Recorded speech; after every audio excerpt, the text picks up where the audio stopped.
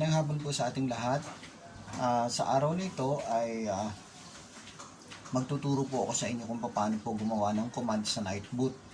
Sa tuwing kayo po ay magla-live stream sa gamit ang StreamYard, paano natin gagawin iyon, at kahit naman sa hindi sa StreamYard, basta gusto niyo pong gamitin yung Nightboot ninyo, na maibababa ninyo yung inyong mga channel ng inyo pong mga subscriber o kaya ng mga pumupunta po sa inyong channel. So yun ang gagawin natin, okay?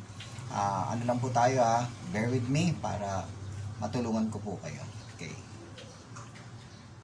Okay, para tayo po ay matuto, of course, first thing first, buksan natin yung ating YouTube channel.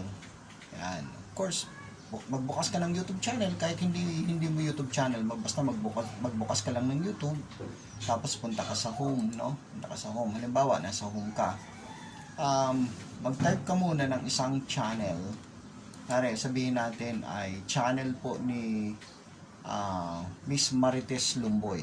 Marites Lumboy.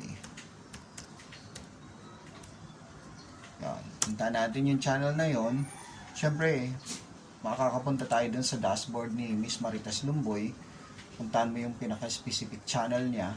Tapos, the first thing first is go to more. Meron naman dun sa channel sa dulo, dito sa right side, yan, ito, this one. Buksan mo lang yan, tapos kunin mo, punta ka dito sa may share channel. Tapos may lalabas sa left side o sa right side, rather, meron nakalagay share channel. Basta dun sa share channel na yan, ito yung pipindutin mo, itong share channel na ito. Lalabas ngayon yung link, no, ng channel ni Miss Marites Lumboy. Tapos po, kukunin mo po yung link. Ika-copy mo, yan. Okay, na-copy mo na. Tapos, magbukas ka ngayon ng Nightboot. Ito yung login. Yan, login mismo. Yan, dahil nakabukas na yung aking Nightboot command. So, ang gagawin ko lang dito sa new command, ito. Yan. Pindutin ko lang yung new command, tapos i-paste ko rito, copy-paste ko rito, Ctrl-V, copy-paste, no? Yan, lumabas na, Tapos, lalagyan ko lang siya ng @ yan, tapos type ko lang na please connect to this channel. Yan. Kunwari, nandiyan na po, no? Please connect to this channel. Tapos lagyan mo ng @ doon sa HTTPS.